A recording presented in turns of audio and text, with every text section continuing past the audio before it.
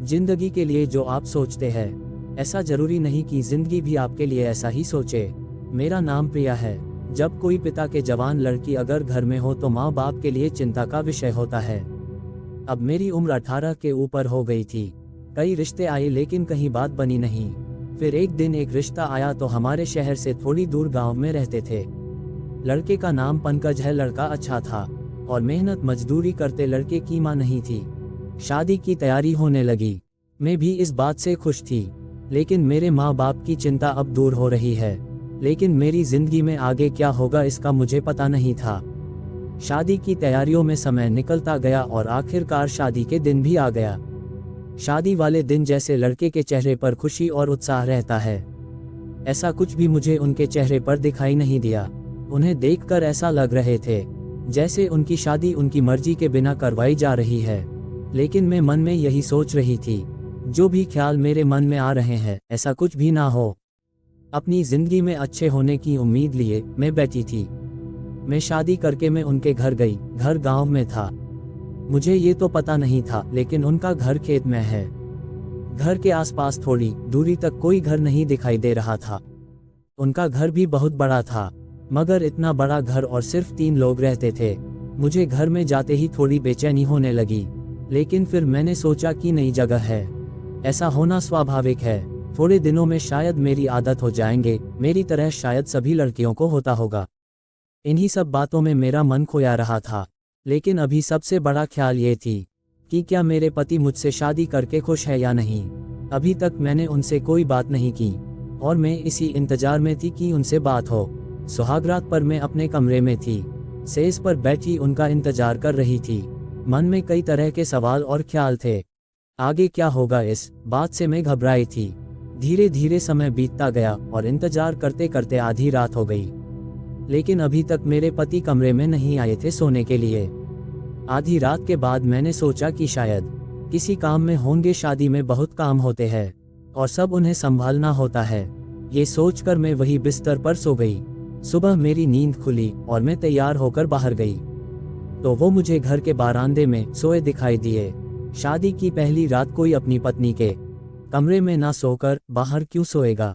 मेरे ससुर ने मुझे देखा और पूछा कि बेटा सब कुछ ठीक है ना। मैंने भी उन्हें कहा सब कुछ ठीक है ना।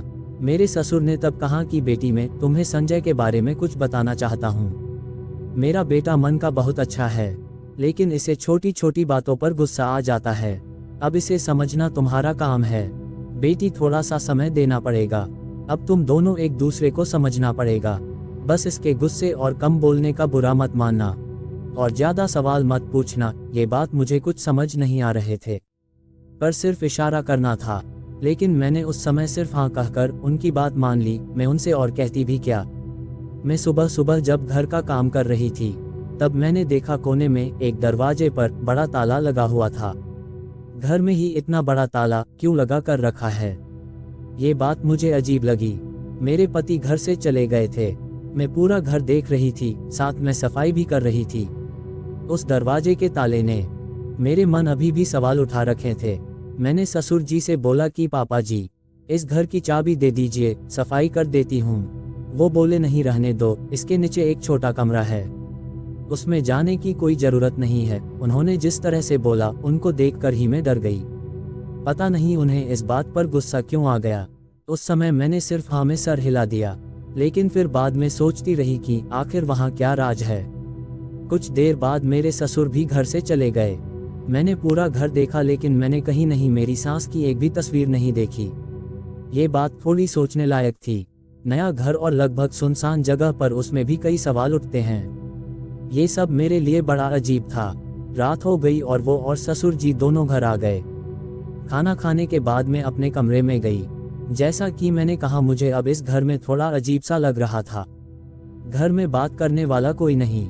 सोच रही थी कि आज फिर वो बाहर सोएंगे क्या, लेकिन थोड़ी देर बाद वो मेरे कमरे में आ गए। उनके आते ही मैं डर गई। वो कमरे आए लेकिन बिना कुछ बोले और मुझे देखे वो बिस्तर पर सो गए।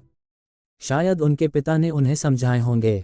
मैंने थोड़ी कोशिश की उनसे बात करने की।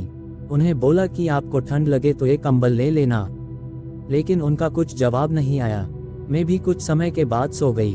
उस दिन के बाद रोज वो कमरे में ही सोते थे, लेकिन मेरी तरफ पीट करके और बिना कुछ बोले। ये कैसी शादी थी? मेरे पति मेरी तरफ देखा भी नहीं करते थे।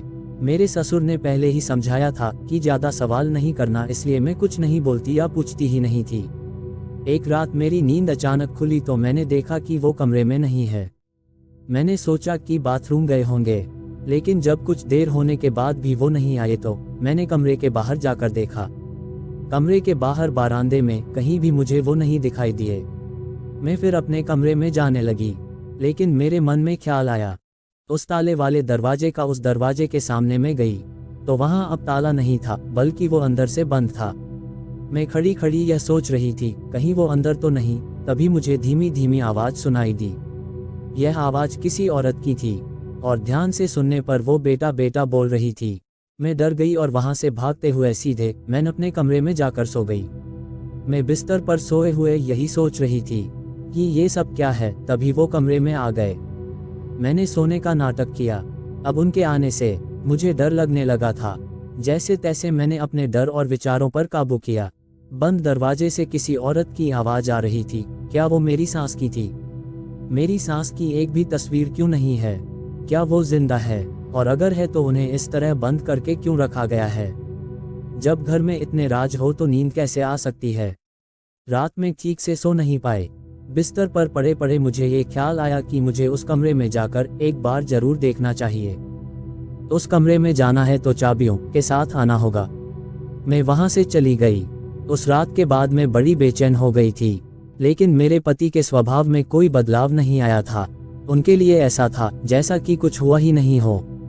सुबह सुबह ही मेरे माता और पिता अचानक ही मेरे ससुराल आ गए। वो वहां से गुजर रहे थे, इसलिए मुझसे मिलने आ गए। मेरी माँ को देखकर मुझे रोना आ गया। जी तो चाहा कि ये सब जो है वो सब मैं उन्हें बता दूं, लेकिन मैं बताती भी तो क्या। मेरे ससुर ने भी उस कमरे में जाने से मना किया था। मैं सुबह जल्दी अपने कमरे से निकल गई। वो अभी तक सोए थे। धीरे धीरे और डरते डरते मैं उस कमरे तक जा रही थी। सीढ़ियों के दरवाजे पर पहुंच गई थी। हमेशा की तरह अभी भी वहां बड़ा ताला लगा हुआ था। उसकी चाबी मेरे पति के पास रहते थे। मैंने सोचा कि मैं बाहर से आवाज लगाती हूँ, शायद कोई जवाब दे, लेकिन फिर मैंने सोचा कि आवाज लगाने से मेरे पति या ससुर में से कोई जाग जाएगा। मुझे समझ आ गया था अभी तो मुझे भी ठीक से नहीं पता कि यहाँ हो क्या रहा है। मेरी माँ मुझसे पूछती है कि बेटी सब कुछ ठीक है ना? मैंने कहा हाँ ठीक है, लेकिन उन्हें मैं कैसे बताऊं कि यहाँ कुछ भी ठीक नहीं है। ना मेरा पति मेरे साथ पति की तरह रहता है, ना ही इस घर में क्या हो रहा है उसका मुझे मालूम है। लेकिन मैं अभी उन्हें भी चिंता में नहीं डालना चाहती थी, इसलिए मैंने अपनी माँ को कुछ नहीं बताया। उनके जाने के बाद जब मेरे ससुर घर पर थे, मैंने उनसे पूछ लिया कि पिताजी सासू माँ कैसे चल बसे। उन्होंने मेरी तरफ ऐसे देखा जैसे कि मैंने कोई बहुत गलत बात पूछ ली हो। बोले बेटा तुमने मुझसे तो ये बात पूछ ली, लेकिन भूल कर भी यह बात कभी अपने पति से मत पूछ लेना। समय आने पर मैं तुम्हें सब बताऊंगा, अभी इस बात को मत करो। इतना कहकर वो चले गए। अब रात होने से मैं डरने लगी थी। रात फिर वही होता, मेरे पति आधी रात को उसी कमरे में जाते और वहां से मुझे बहुत धीमी धीमी आवाजें सुनाई देती। उस रात मैंने सोच लिया था कि आज मैं चाबी लेकर ही रहूंगी। रात जब वो कमरे में आकर थोड़ी देर बाद सोए तो मैंने धीरे धीरे उनकी जेब से चाबी निकाल ली। सुबह जल्दी ही मैं उस कमरे की ओर गई। मन में कई तरह की बातें और डर था। मैं उस दरवाजे के सामने थी जहां ताला था और उसकी चाबी मेरे हाथ में थी। मैंने थोड़ी देर खड़े होकर सांस ली और चाबी उस ताले में लगाए, लेकिन मेरी धड़कनें तब रुक गई जब कोई पीछे से मेरे ससुर ने मुझे आवाज लगाए, बहू ये क्या कर रही हो? उनकी आवाज ने मेरी जान ही निकाल दी थी। मैं पीछे नहीं पलटी, लेकिन वो मेरे पास आए। मुझे देखकर बोले कि क्या कर रही हो यहाँ, और इस कमरे की चाबी तुम्हारे पास कैसे आई? मैं चुप थी तो उन्होंने फिर पूछा कहाँ से मिली है तुम्हें ये चाबी? तुमने मेरे कमरे से इसे लिया है? मैंने कहा नहीं, ये तो आपके बेटे के पास थी। वो रोज रात यहाँ इस कमरे में आते हैं। ये सुनकर उन्हें हैरानी हुई। वो बोले कि संजय इस कमरे में फिर जाने लगा, वो भी रात में। मैंने पूछा आखिर ऐसा क्या है जो आप लोग इस कमरे में छिपा रहे हैं? यहाँ से रात को बेटा बेटा की आवाजें आती है। क्या संजय की माँ इस कमरे में है? मेरे ससुर ने ये सब सुनकर कहा कि गलती मेरी ही है, तुम्हें सब पहले ही बता देना चाहिए था। मुझे नहीं पता था कि तुम ऐसा कुछ सोचने लगोगी। उन्होंने मेरे हाथ से चाबी ली और सीढ़ियों का दरवाजा खोला। नीचे उतर एक कमरे में गए। कमरा खोलते ही मुझे कमरे का राज पता चल गया। कमरे में मेरी सास का सारा सामान, कपड़े, तस्वीरें और गहने थे। उसके बाद ससुर जी ने मुझे बताया कि संजय की माँ 5 साल पहले एक एक्सीडेंट में चल बसी। वो अपने भाई के यहाँ जा रही थी। संजय को उस दिन उसने कहा कि वो उसे उसके भाई के पास ले चल, अगले दिन वापस आ जाएंगे। लेकिन संजय ने मना कर दिया, कहा कि उसे नहीं जाना। मुझे अच्छे से बाइक चलाना नहीं आता है, इसलिए उसने अपने भाई को बुला लिया। लेकिन जाते वक्त उनकी बाइक फिसल कर गिर गई। संजय की मां को सर में चोट लगी, जिस कारण उसकी मृत्यु हो गई। संजय अपनी मां की मौत का खुद को जिम्मेदार मानता है। उसका मानना है अगर वो उस दिन मां को ले जाते तो ऐसा कुछ भी नहीं होता। उस घटना के बाद वो कई दिनों तक बोला नहीं। बड़ी मुश्किल से मैंने उसे संभाला है।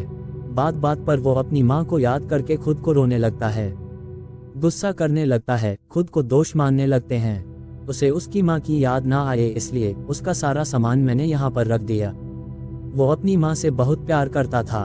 उसके फ़ोन में कई वीडियो है उसके मां के साथ। शायद रात में आकर वो यही सब फिर देखने लगा है। मैंने सोचा कि उसकी ज़िंदगी में अगर प्यार आएगा तो शायद कुछ हद वो फिर से खुश हो सकेगा, इसलिए मैंने उसकी शादी करवा दी।